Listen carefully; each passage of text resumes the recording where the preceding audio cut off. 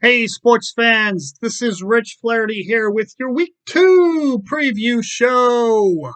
Let's go to the games. Game number 1 is our game of the week, and it pits the 1-0 G Men against the 1-0 formerly Tin Men, now the Lollipop Guild. We represent the Okay, I won't sing the whole song. Anyway, so what an exciting game we could have here. CBS actually has this game as an 84-79 victory for G-Men, which is a good, comfortable margin there. TFL says, well, not so, no, not yet. We're a little closer. We have it at a 90.6 to 88.2 victory. Both lines have it for a victory for G-Men, but there is a gotcha here, and of course that is Eckler. Will Eckler play with his bad ankle? If Eckler plays, then I think those scores hold up. But if Eckler does not play, not only does it affect this game, but there's a trickle down in other games also. If Eckler doesn't play, that's a 5-point loss for G-Men, which then brings the TFL score down to a 79-79 tie.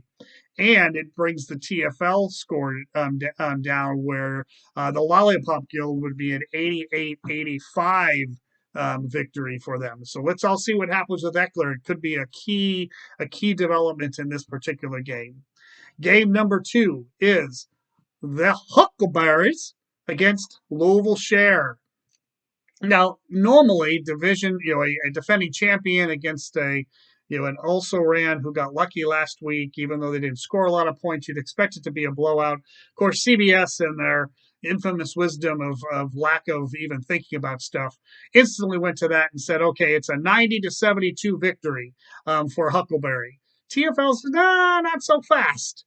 We have it still a victory for Huckleberry, but we have it a lot closer. We have it at 83.5 to 80.5 victory for Huckleberry. Now, don't sit on this game because there's another injury potential here that could affect this game and another game.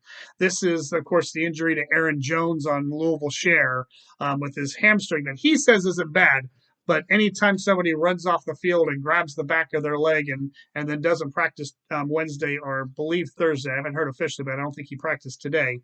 That could be a problem, and it's a hamstring for a running back. So even if he plays, he could re-injure it. So obviously that's a huge loss if Aaron Jones doesn't play, and there's no recovery for Share from that. So they would definitely lose. The blowout would be the CBS blowout would be even bigger, and the TFL score would become a blowout. But this also affects other stuff down the road. So let's talk about the next game, which goes back to being the effects of Eckler. The next game is Hang versus Venus. This is where Eckler comes in. Currently, Venus has Kelly in their starting lineup. And Kelly is obviously affected. His score is going to be affected by Eckler, although they both scored really well last week. I don't think that's going to happen every week when they both play. So right now, CBS has this as another blowout with Hang defeating Venus 87-75. TFL also believes it's going to be a victory for Hang, but it's a little closer at 90.2 to 83.3. So the Kelly situation could be affected because if Eckler doesn't play, Kelly's number in the TFL world, and I believe in and CBS is also, would probably go from 5.3 to maybe as high as 12. If he goes up to 12, all of a sudden the TFL score becomes a little more interesting because that's a 7-point jump and we have a much closer game.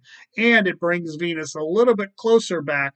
You still would be at a deficit, but a little closer back on that side. Now, that's not the only injury that's going to affect us here. We also have Travis Kelce. So Hang has Travis Kelce on their bench currently. They are starting London. Travis Kelce could play, they're saying, this week. If he does play and he plays to his full potential, that will affect the score significantly, or not significant, but at least in some way. And the way it affects is Kelsey's about a 2.5-point advantage over London in most of the predictions. So as you look at that, if Kelsey plays and if Eckler does play, then this could even become a bigger blowout on both lines. If it flops the other way, Kelsey doesn't play and Eckler doesn't play, then all of a sudden this becomes a much tighter game. Game number 4 is the other game that is affected by the injuries, and this is No Way in Hell Hall versus the Fat. Right now, CBS has this as a toss-up almost 81-80 victory for No Way in Hell Hall. TFL agrees, a little bit of bigger gap. We have it at 86.8 to 85.1, so 1.7 point difference between them. But the key thing here goes back up to the Aaron Jones situation. If Aaron Jones does not play, Corey Dillon becomes, sorry, AJ Dillon. I keep saying Corey. AJ Dillon becomes much, much more valuable as a player. His scoring would jump from 5 to probably as high as 11 or 12.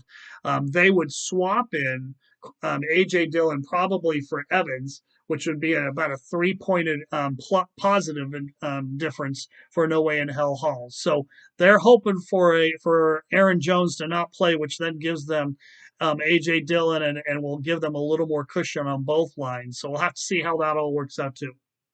Game number 5 is Girls on the Beach versus the Halfway House. Another big blowout. This is actually the TFL blowout special of the week, but CBS has it as an 84-77 easy victory for Girls on the Beach.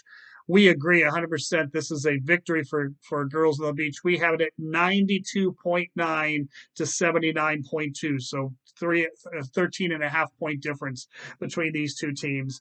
And I can't see how Halfway House is going to come back without Hurts going off for 35. I don't see how they can even compete with Girls on the Beach, and so Girls on the Beach will move to 2-0, and Halfway House will drop to 0-2. And the last game of the week is ED versus MVH. This should be a close game, and we do actually, for the out of all the things, this is the first time the lines are different on who they think is going to win. CBS looks at it as an easy, or not easy, but a victory for MVH at 80-76 over ED. But TFL says, just wait, don't give up on ED yet. They can't be as bad as they were last week. It is impossible for them to be as bad as they were last week.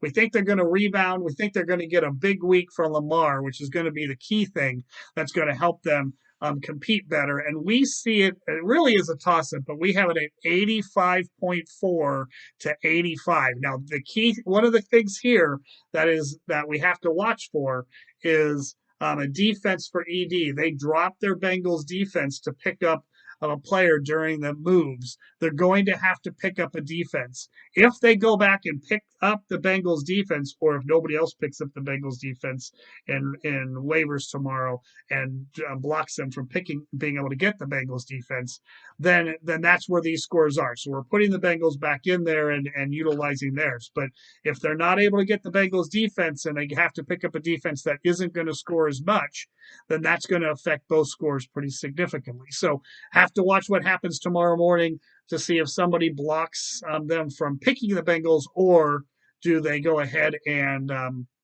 pick a different defense totally anyway, and then we can we can then look at that particular defense and see where they are. So there we go. That's our scoring for the week. Good luck to everybody again. Hope everybody has a great week, and we will see you on Tuesday with our results show. Thanks so much.